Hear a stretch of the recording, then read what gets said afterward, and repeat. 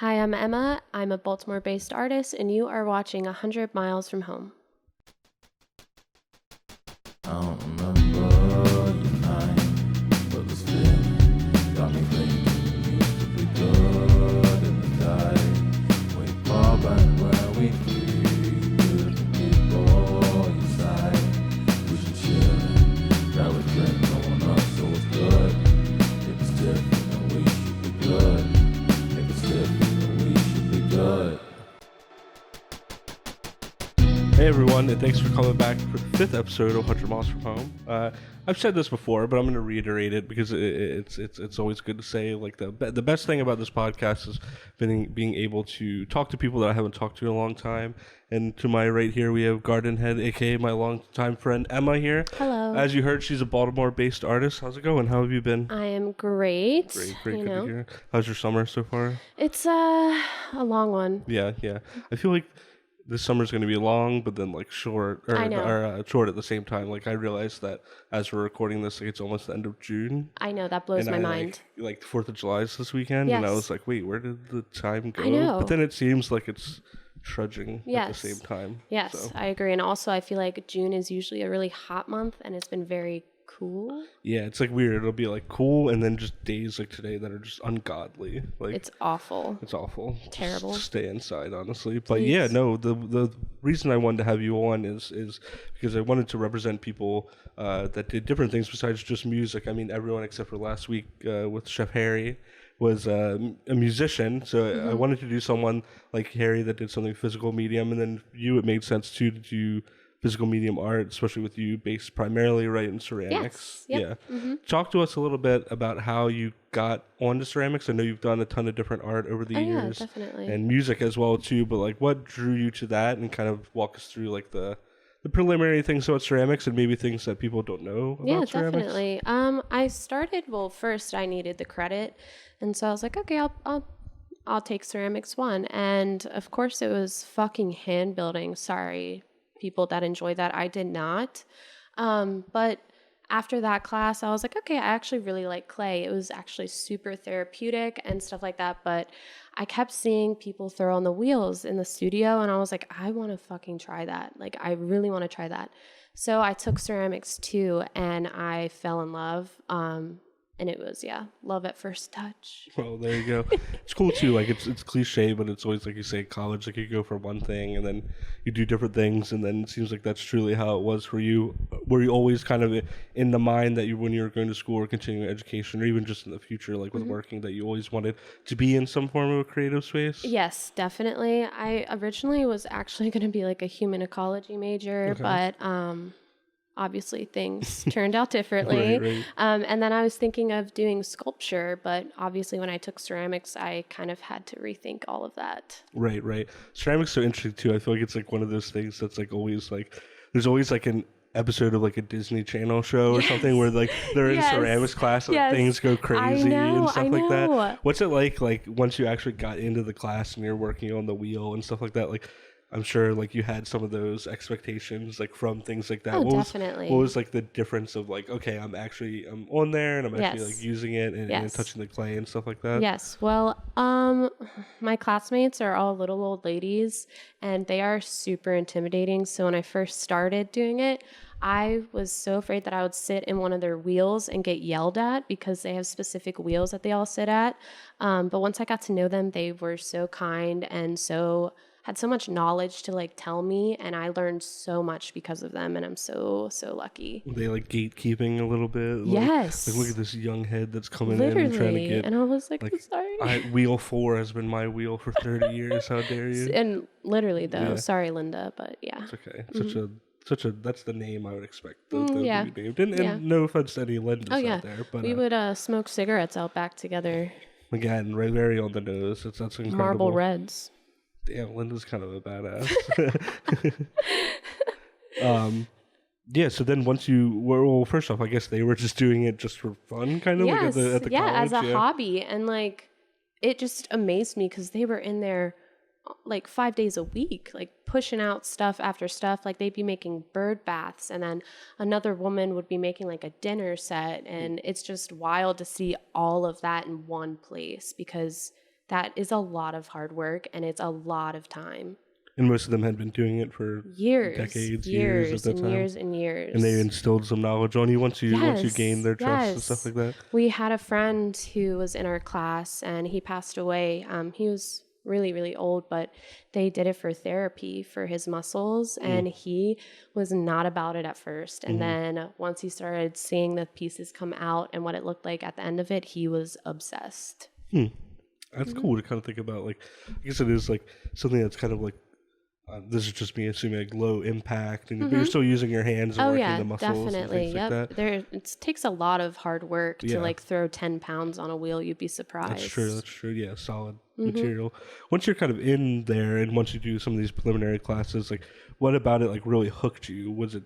I'd imagine there's like a sense of peacefulness when you're there doing it and stuff like that. Yeah, there definitely is. And kind of, I've always noticed whenever I can do things with my hands, like art or even like working on this kind of stuff, like it kind of just allows my brain to dissolve some of like the outside stuff. And I use all of like my like brain RAM to like to focus on that. Is that, you think, like obviously the creative outlet is too, but is that like a big factor once you got into it? Definitely. I would sneak away to the studio all the time when I was like really depressed just to get away from everything, and it helped me so much. Like doing like the most dumb thing, like trimming a pot on a wheel, like that just took away a lot of my stress and anxiety.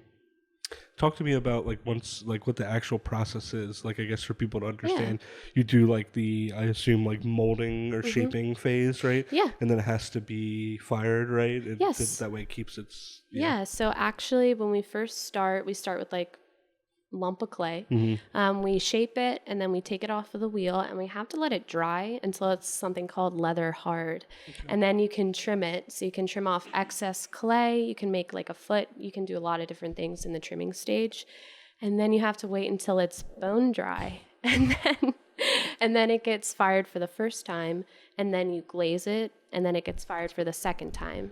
The bone dry process is that just it sits out and kind of like the temperature and nature does its thing. Yes, and that can take days. I know a lot of people, if they just made a piece, they'll cover it up with a bag so it stays moist until they can come back and trim it again. But I see. And that takes a long time. You would not expect it to, but it does. Like this whole process can take up to 3 weeks depending on what you make. Wow, and I guess it's the thing too, like especially like with the way that like the reactions are and stuff like that, that if you do rush it, if you put it at first fire, it's donezo. It's either not going to work or it's not going to last. Yes, right? yes. And kilns can fire from 8 to like 16 hours. Wow. Depending on the kiln. I mean, wood firings go for like 24 hours.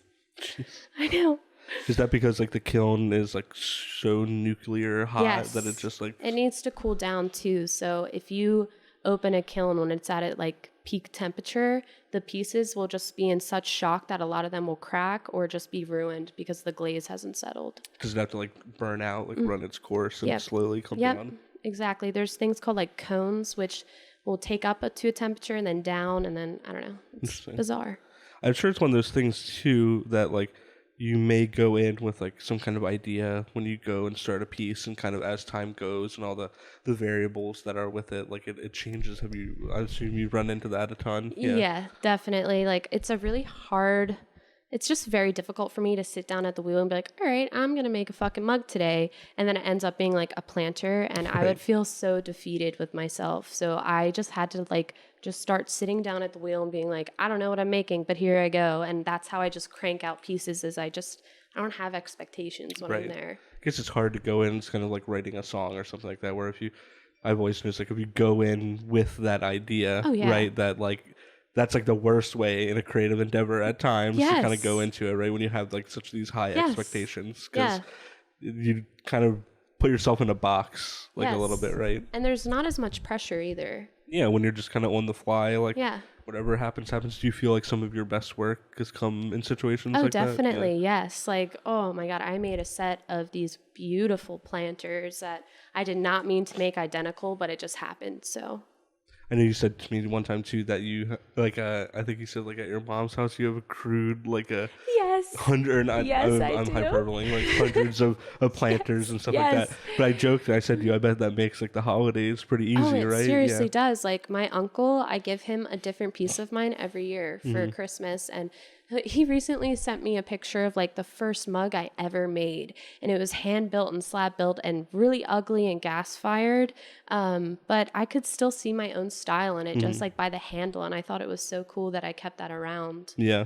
Is that kind of cool to see, like, I guess since these are all over the years, like kind of seeing like your style develop, and also not just that, like your quality of work, like the little things that make it yours, like over time. It's kind of cool to have like that portfolio right there to kind of see and stuff like that. Yeah. Yeah, I think that's so important too, is like progress. Yeah, and like reflecting on things like from the past and stuff like that.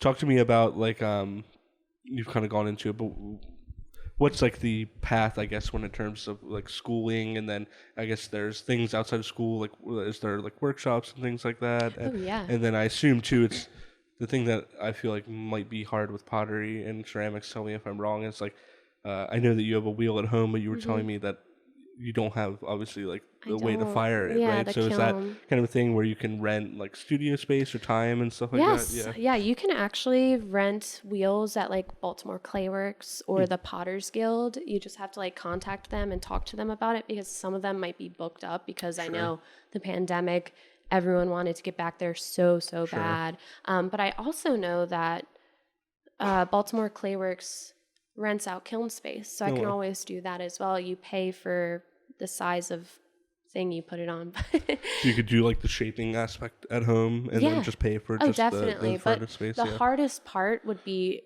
transferring it, because they are so fragile and so dry. I have done that before. I took a workshop at my community college, and I made a bunch of pieces at home before the class started, because I was like, I'm going to get a head start. I broke all the pieces on the way there, and I was so upset. And I also had a ton of dirt in my car because of that. Oh, wow. Yeah, it's true. And I guess also you just have to pay for like cost materials and things like that. Yes, right. And expensive clay is interesting. I mean, you're paying for dirt, but high-end bougie dirt, right? Bougie dirt, yes.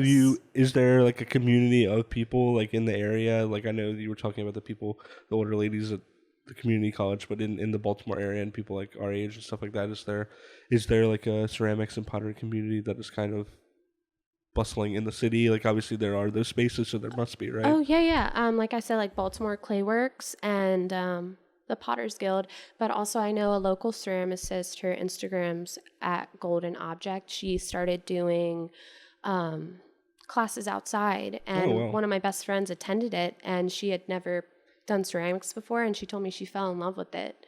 And I was like, hell yeah, girl, get another medium under your belt. Right. That's the cool thing to see, like, through the pandemic and stuff like that. And we can go into that, too, about kind of how that affected everything. Oh, yeah. Like, seems like people have been branching out and trying different things. And that's kind of a theme that we've had on the podcast here, talking about people with their creative endeavors. It seems like people that were maybe lapsed and hadn't done them in a long time, this really seemed like the time to get back to it and stuff like that. Or people that were into it already that really gave them that push to really do that as the world is completely falling apart around us. So like, well, if I'm going to die, I'm going to go out. I might as well do ceramics. Right.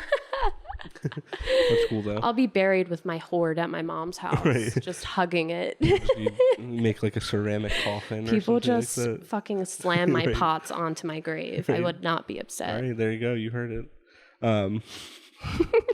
What was that like though, like with the COVID and stuff like that? Because especially in a medium like this where you do need the studio space and stuff like that.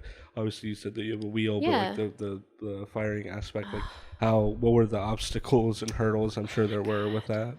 I don't know why I thought this was a good idea, but one summer day, I was like, you know what, fuck it. I am going to try and fire my own piece, because I had some glaze that was actually expired that I wanted to use on some just hand-built pieces.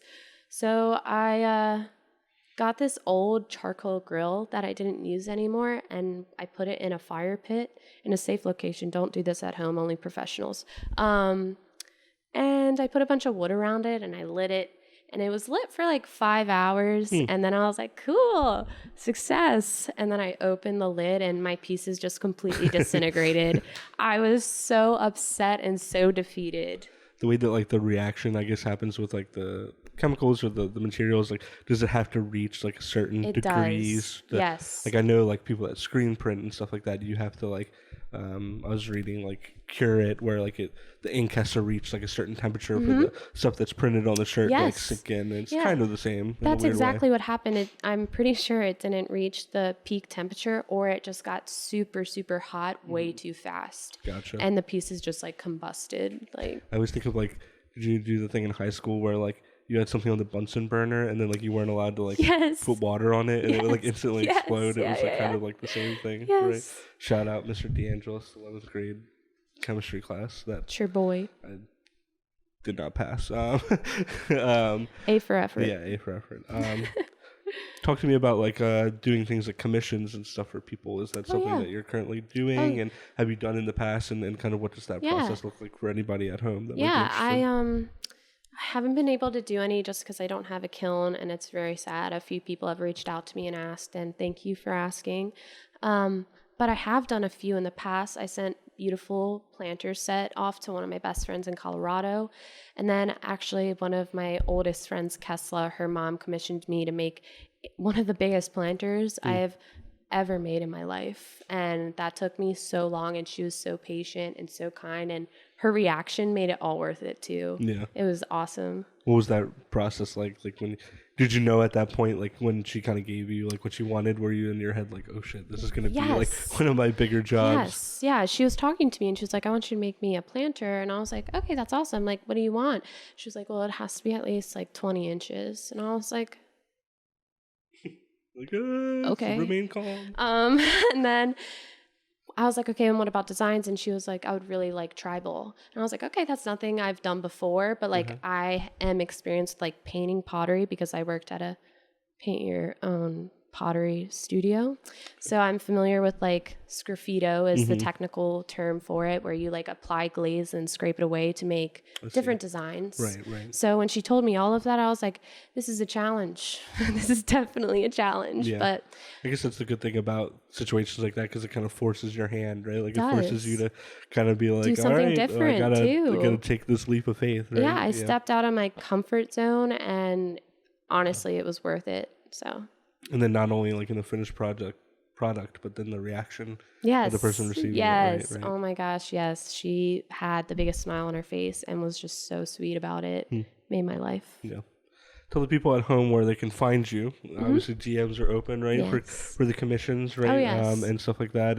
And I know you do post some of your work on there as well and stuff like that. So let the people know where they can find you. I'm at Grdnhead on Instagram. Check it out. Boom. Just it's a. Well, you don't need to spell it. We have the power of technology here. This is actually something. Yeah, it's somewhere like around here, right? Usually there. Yeah, there. If you don't mind, we have, as always, some segments planned. Hell I feel bad. Well, we'll get into this. You've drawn the good end of the stick out of everybody. Good. That's all I say. I think some of my past you. guests are going to be a little frustrated that Emma is gonna score here. She's gonna Yeah, get I like am. a good segment. So Yeah. Harry pulled like the terrible end of the Sorry, Harry. stick. So sorry, Harry, but you eat good food all day. So it is what it is. Yeah, So it's my turn, punk. there you go. If you're ready, we can hop into them. Yeah, I'm totally Okay, ready. we'll be right back. Cool.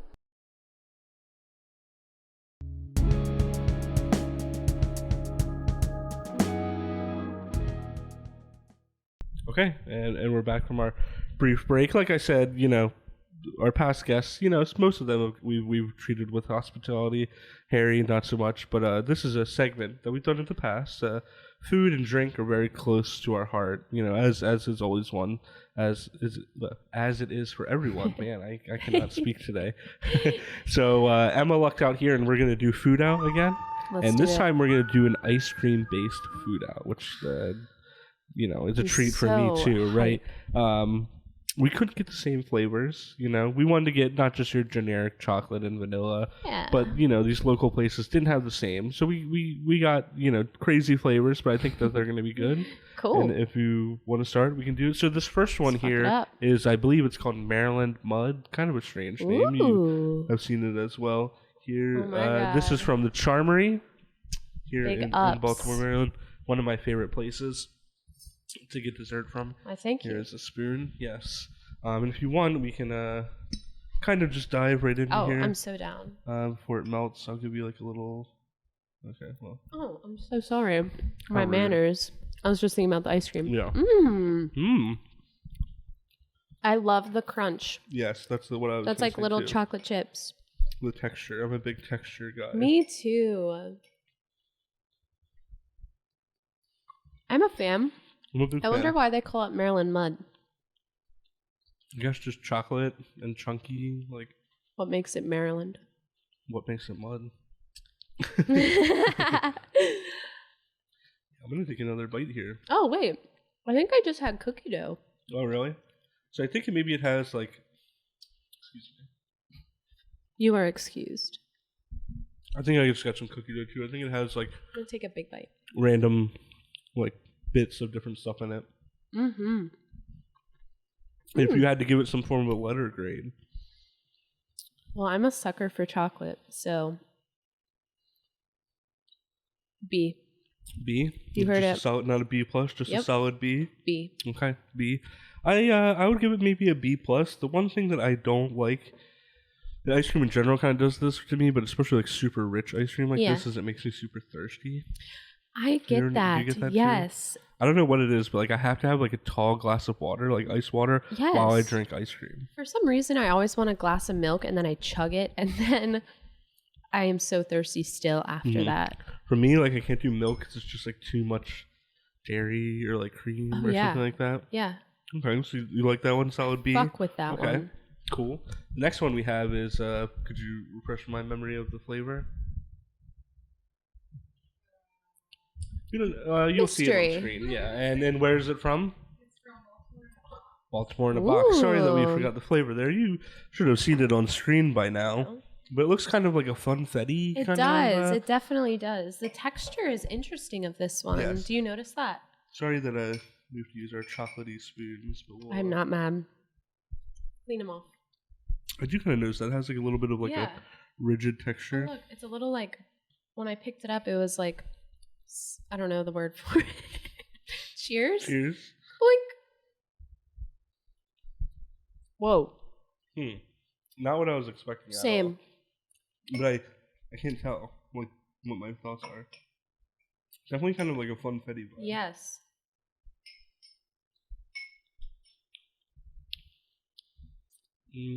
Can I tell you my initial thing? Yes. Kind of tastes like medicine. Yes. Like a little Like bit a- of cough syrup, like A little- cherry yeah, or like a something cherry like that. cough syrup. It's like the aftertaste. Yes. Like the first taste is really good. But then I'm getting a little bit of like like that Maybe artificially. it's the sprinkles. That's what I was thinking. It's tell. kind of like that artificial sugar, which could Yes. be the. Yeah, let me just get another bite. Yeah. See, like the texture. Oh, look, what is that? There's some like cake in it, I think. Wait, this changes everything. Here we go. I have some too. That's definitely cake or something in it. But Yeah. I taste icing. Tastes like if you were to take like a vanilla like funfetti like cupcake Yes. and like blend it up with like some vanilla ice cream. Mm-hmm. I agree. But I think it needed.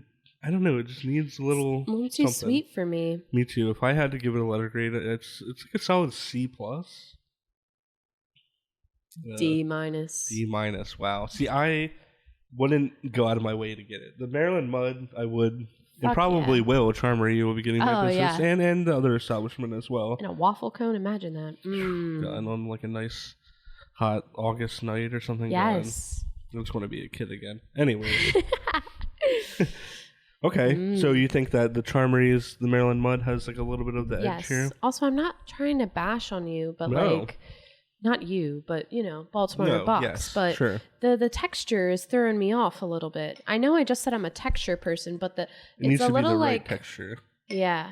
Like, yeah. Yeah. I don't think I would get it, but I'm interested to see what their other flavors would be like. I Oh, kinda, definitely. Is it bad if I go back for one more? No, yeah, of try it these? because that's rich. So I don't know, Am man. I gonna balance it out? Yeah. Yeah. Do you want to try? Yeah, Okay. try some. Which one do you want to try?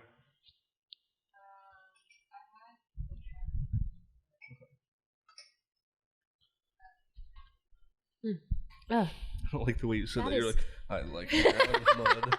It sounded like the kid who says, "I like turtles." Yeah, like kittens. What are your thoughts, Grace? Off screen.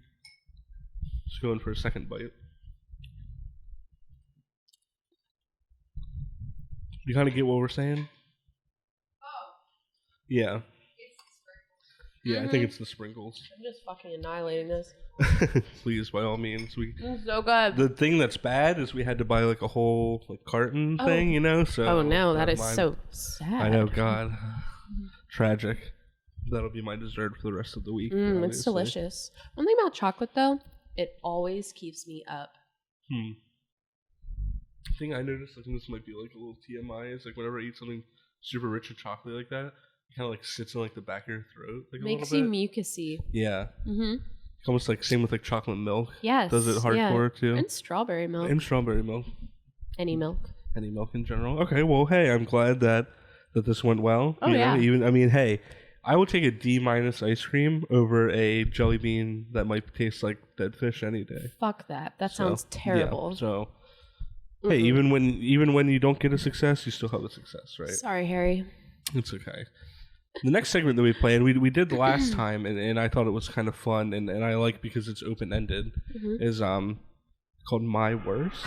Okay. Okay, and I'm gonna leave it kind of open ended to you. I have a couple different maybe topics that I can point you in, but we kind of just asking like your worst experience as it regards to like whatever the topic may be. So with you with the ceramics and with your process and it being a long process, is there like one big blunder or kind of like moment where you just were like, I fucked up super hard, and maybe you Yes. learned from it, but you thought like the world was ending because of it?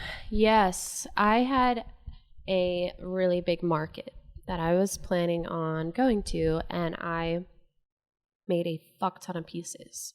And I had them all on this board, like wooden plank basically, that I was going to carry them to get fired.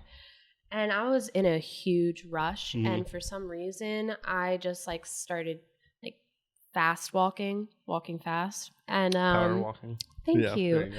And excuse me, oh my god, the chocolate. Yeah, it's coming back. It's kind of delicious. But I dropped them all and they shattered and my heart was broken. I Oh. started crying. All the old ladies hugged me, rubbed my back, Thanks, told me it was Linda. okay. I wish they gave me cookies, but I'm not blaming you. Yeah. But yeah, that's one thing is like I know not to rush myself because Sure. whenever I rush myself, I fuck up and I know I do because I'm overthinking everything. Right. Is that one of those things where like when you lay in bed at night and you can't sleep and you're like staring at the ceiling that just like replays Yes. over in your head? yes. Yeah. Yes. Or my embarrassing dance moves from youth center. So See, I was telling Grace the other day about Youth Center. what a flashback. What a flashback. So the way that I got onto this, and this is kind of a series of chain of events, the other day at work, I had this epiphany, and it's kind of a strange epiphany. I don't know what brought it on me, but I Yeah. went, hey, I should watch every old Soulja Boy music video. Oh my god, yes. Crank that, Kiss Me Through the You- Phone. Oh my god, I love that song. You know, Still. and Kiss Me Through the Phone, that was topical for jam. 2020. It You know, Yeah, that was the you're vibe. right. You That know is what I the mean? For any vibe. single people out there, it truly was "Kiss Me Through the Phone." I think Yes. Soulja Boy was a little ahead of its time there. But I was saying that I remember being in the auditorium or like the cafeteria, right? You know, and you remember there was like pizza and yes. yada yada and stuff yes, like that. and like soda. And me and my friends sitting there and just hearing from the gym the you and knew everybody it. I just knew it. making a beeline there. Oh my fucking And like, god. you know, 200 middle schoolers hitting the Crank That Soulja Boy Oh dance. my fucking god. I wonder if there were any casualties. I think there may have been, dude. There was always like a DJ like up on the Oh yeah. up on Oh the yeah, thing. oh my god, actually one time there was a Cotton Eye Joe contest going on. Yes. The was like, okay everyone, do the Cotton Eye Joe. And I was like, I have no fucking idea what that is. So I just started doing like a jig and I fucking won. I Pretty feel like sure I that's won all an that it iPod. is, right? Okay, let's go. Yeah. I feel like that's all you really need to do to the Cotton Eye Joe. just It's like- just kind of like a Like everyone was jig. kind of like in unison doing it together and I was Sure. just off in the corner alone like, maybe that's what gave you the edge. Oh, yeah. Was like just doing your yeah, own he probably thing. felt really bad for me and was like, look at this fucking loser. Right. Yeah, the Soulja Boy dance. I think that should make a comeback. I think Yeah. TikTok dances are a big thing now. Like, Why can't that why come can't we back? bring the Soulja Boy dance Like back? juicy sweatsuits are back. Why Yes. can't Crank that? All right, Soulja Boy, you heard it. You are an innovator and a true inspiration. You really are. And I think that you need to bring it back. Mm-hmm. Speaking of another inspirational, iconic person, we have one final segment, as always. I think at this point, I hope everybody knows what it is. We're always going to do this, and it's called Tweet the Rock. Oh, fuck. Are you familiar with Mr. Dwayne The Rock Johnson? Oh, yes, I am. Yes, I feel like everybody at this point, even if they don't know him from the wrestling days, they at least know him from the movies and stuff like that. Moana. No, I'm kidding. Yes, Moana. There you go. That's all he's ever done. It's just Moana and like the Tooth Fairy. Yeah. If you look off to your right, I don't know how close it is to you, but I think that I there see it. may be a piece of clothing. If you wouldn't mind maybe I don't grabbing mind, that, yeah. please.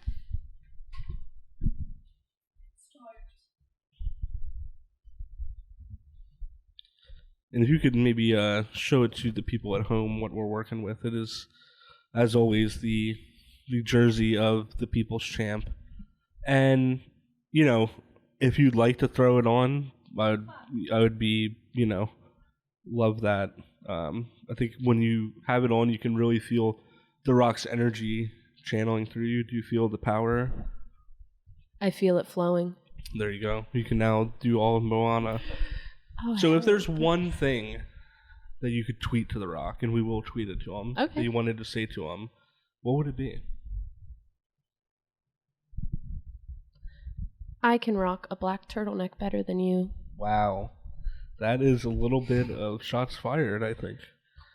You're talking about the classic where he has the thing and the... Yes, with the gold chain Yes. and the fanny pack, and he's just all like...